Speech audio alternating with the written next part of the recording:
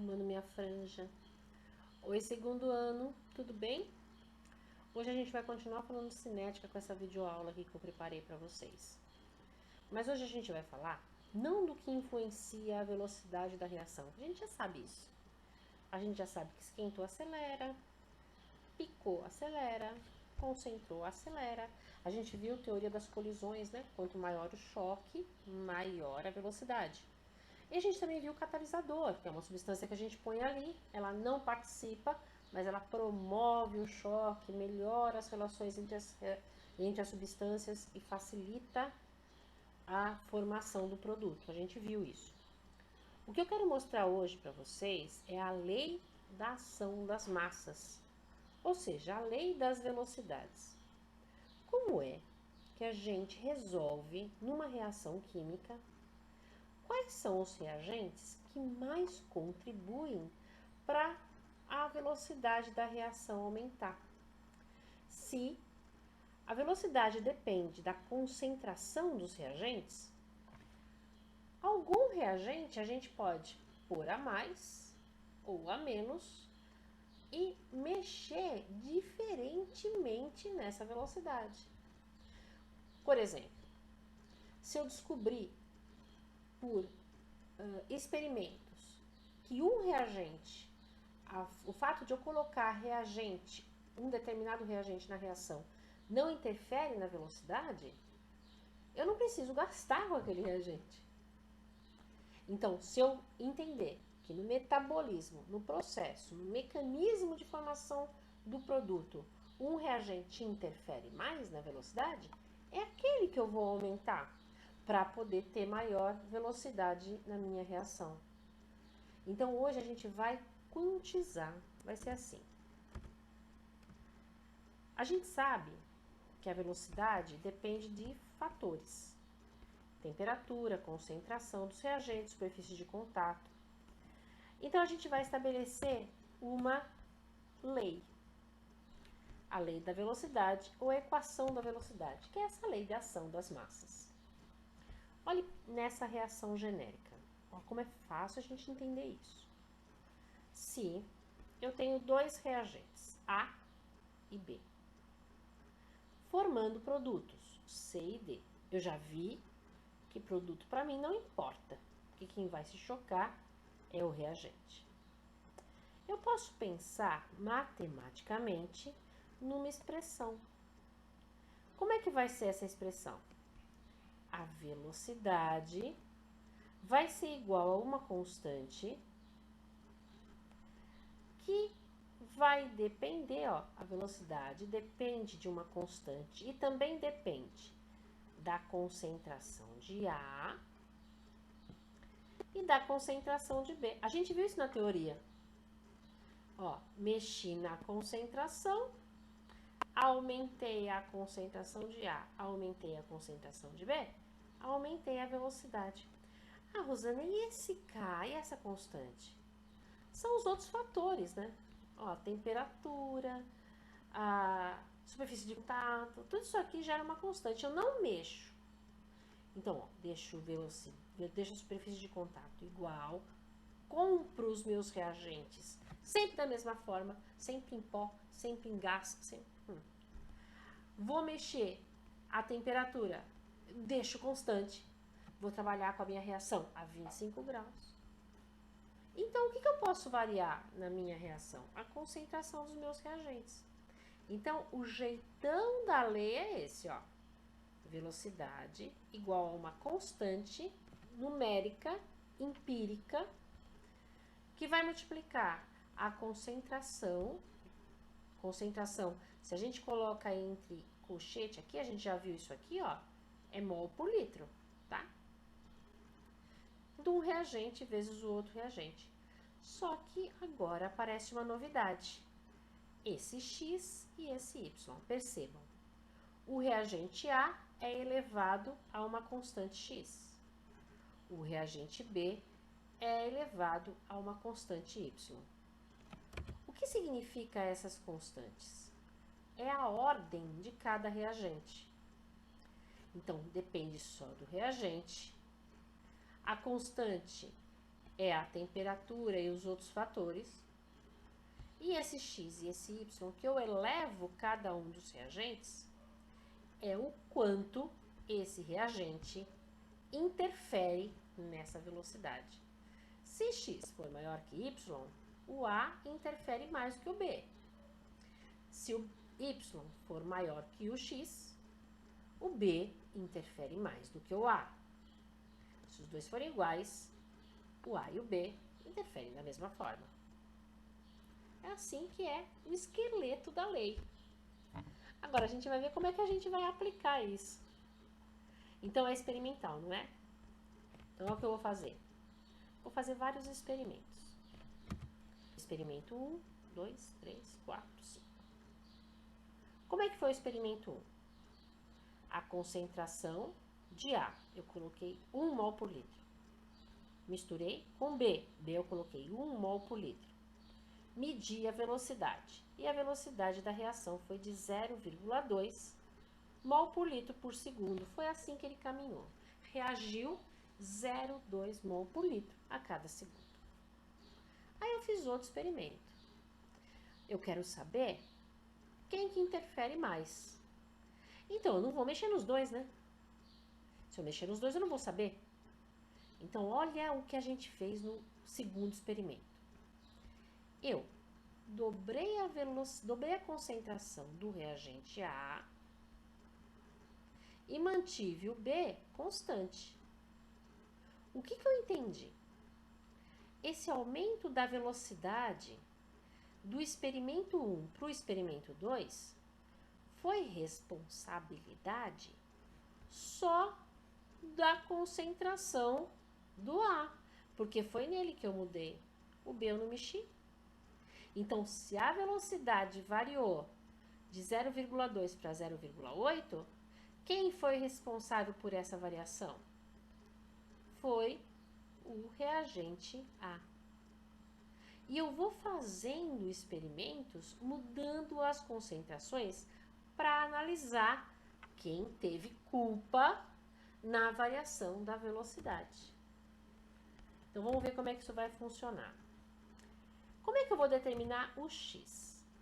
O quanto que o A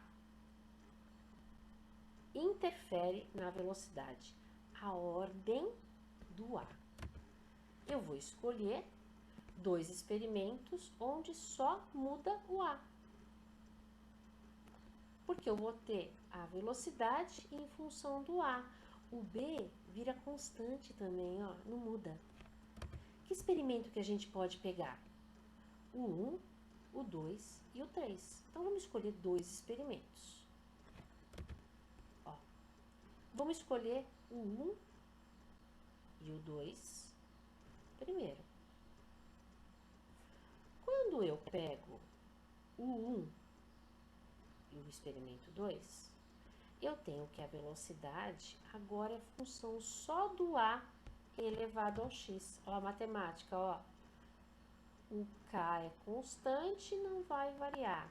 O B é constante, não vai variar. A função velocidade vai ficar só relacionada com A elevado a x. Não é difícil. Cada vez que eu mudei o A velocidade mudou. O que eu fiz com a concentração do A do experimento 1 para o experimento 2? Ó, 1 e 2, eu dobrei. Então, a concentração foi multiplicada por 2. O que aconteceu com a velocidade? Quando eu li, ela multiplicou por 4. Simples assim. Se a concentração multiplicou por 2, a velocidade multiplicou por 4, qual é o x que fez com que esse 2 interferisse na velocidade para ela ser multiplicada por 4? Olha como a gente vai pensar matematicamente. 4 elevado a 1. 2 elevado a x. Da onde veio esse 2 mesmo? Ó, do quanto foi a multiplicação do meu produto. Da onde veio esse 4? O quanto a velocidade multiplicou. Então, qual que é x para o 2 virar 4? eu vou pegar o 4 e entender quanto que ele era se ele fosse 2 elevado a alguma coisa. Eu vou colocar os dois termos na mesma base. 4 e 2, vou colocar tudo na base 2, ó. 4, 2 elevado a 2, vai ter que ser igual a 2 elevado a x. Quanto que é o x, então? 2. Então, cada vez que eu mudar a concentração de A, essa concentração vai ser elevado ao quadrado para eu obter a velocidade. A interferência dessa concentração desse reagente na velocidade é ao quadrado, certo? Ó. Então, eu descobri quanto é x. Aconteceu a mesma coisa do experimento 1 para o experimento 3? Sim, ó.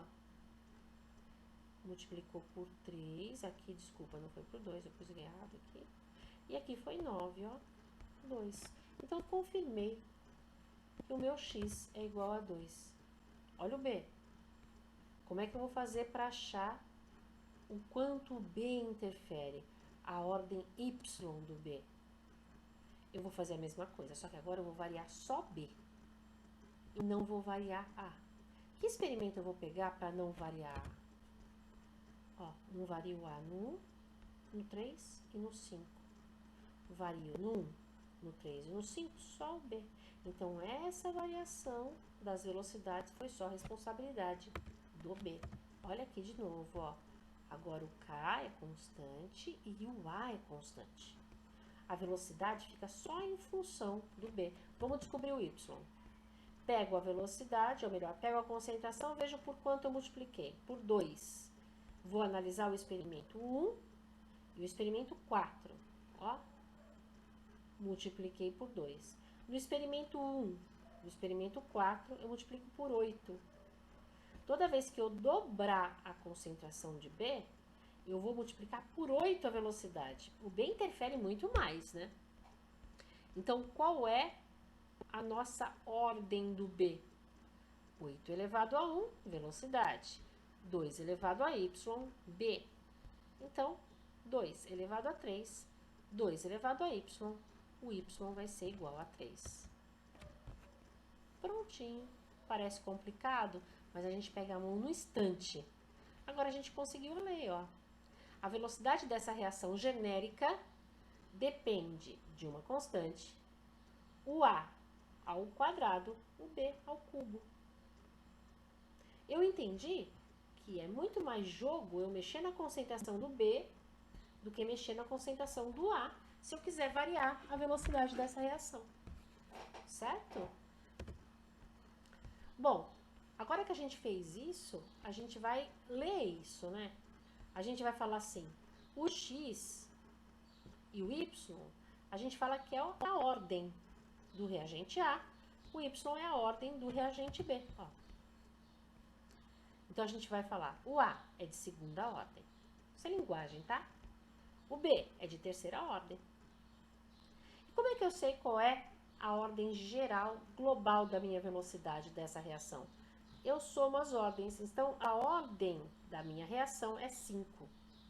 Quanto maior a ordem de uma reação, mais eu sei que eu tenho jeito de influenciar na velocidade. Supondo que a ordem fosse 1. Eu não ia ter muito argumento para mexer na velocidade, certo? Aqui me mostra 5 variáveis, ou seja, 5 modos de eu mexer na velocidade dessa reação. Então, o que a gente tem é que a gente pode, com alguma linha desse nosso experimento, determinar o K. Ó, se eu escolher a linha 1, 0,2. Substituir, velocidade é igual o A ao quadrado vezes o B ao cubo. Venho e substituo, ó, 0,2 velocidade igual a K vezes 1 ao quadrado vezes 1 ao cubo. Eu sei que o K é 0,2. Certo? Só substituir. Pronto. Agora a gente tem a lei das massas inteirinha aqui. Então, toda vez que eu tiver as concentrações, se eu tiver um caso, A concentração é 4 do A e B. Eu sei qual vai ser a velocidade dessa reação. Eu sei o K, 4, 4. Então, ele pode me perguntar, eu posso colocar aqui o que eu quiser, que eu consigo determinar a velocidade de acordo com as concentrações de cada um dos reagentes. Certo? Isso é legal para a gente distinguir o que é uma reação elementar. Reação elementar é quando a própria reação me dá a lei. Eu não preciso, quando eu faço o experimento, as ordens batem com os índices estequiométricos, que é uma reação que a gente chama de uma linha única, ou seja, só tem uma etapa. Então, eu vou dar um exemplo. Se eu tenho a reação do nitrogênio com o hidrogênio formando amônia, e eu sei que ela é elementar, eu só olho assim, ó. Se cada vez que eu usar 1 mol de nitrogênio, eu preciso usar 3 mols de hidrogênio, tá na cara que se ela só tem essa etapa, que se ela está seguindo essa equação, o hidrogênio tem muito mais interferência na velocidade, porque ele é multiplicado por 3, do que o nitrogênio. Então, eu posso, a partir daqui, e da informação que ela é elementar, não existe mais nada aqui em reações intermediárias que atrapalhem essa fabricação, isso quer ser elementar, uma única etapa, eu consigo a lei da velocidade sem o experimento, ó. K, a concentração do nitrogênio elevado a 1, por que 1? Porque o índice estequiométrico é 1. E a reação e a concentração do hidrogênio elevado a 3. Por que é 3? Porque o índice estequiométrico é igual a 3. Então, é ordem 1, nitrogênio, primeira ordem, hidrogênio, segunda ordem, e a ordem da reação é 4. Então, uma reação de quarta ordem. Por que eu posso fazer isso? Porque é uma etapa única e é considerada uma reação elementar. Apareceu essa dica, eu já sei como é que eu vou fazer a equação da velocidade. Agora, quando ela não é elementar? Quando que eu sei que ela não é elementar? Quando a minha reação, essa reação de baixo aqui, genérica, global, ela acontece em várias fases. E dessas fases que ela acontece, uma é lenta. Então, a reação, ela não acompanha essa reação global, essa equação geral, global. Não, a velocidade dela é interferida por alguma fase dentro dela que é mais lenta, certo? Ah, eu tinha colocado essa figura aqui, ó.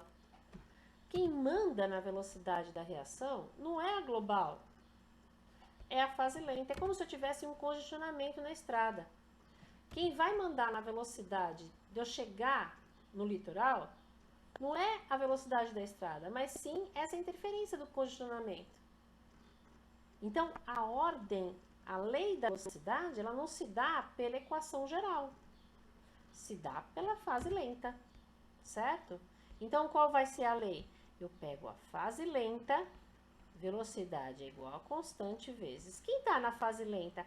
Quem é o reagente da fase lenta? A e C. A elevado a 1, C elevado a 1. Não tem nada a ver com A e com G da reação global, certo?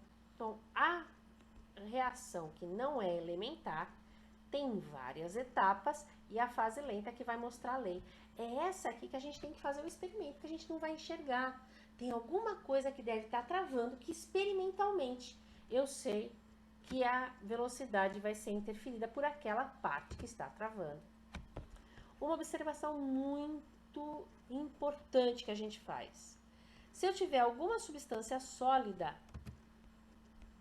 algum reagente sólido, ou se algum reagente for água, e essa água for solvente da reação, dissolver em água, eles não aparecem na lei da velocidade. Nem o reagente que é sólido, nem a água líquida. Por quê? Porque o sólido tem pouca atividade. Lembra de quando a gente falou sobre superfície de contato? Se eu tenho uma substância que é sólida e outra que é líquida, o reagente que é líquido ele vai ter tanta influência na velocidade e o sólido vai ser desprezível com relação à influência dele. E a água é a mesma coisa. Como é que eu vou falar de concentração da água na água? Não tem sentido isso.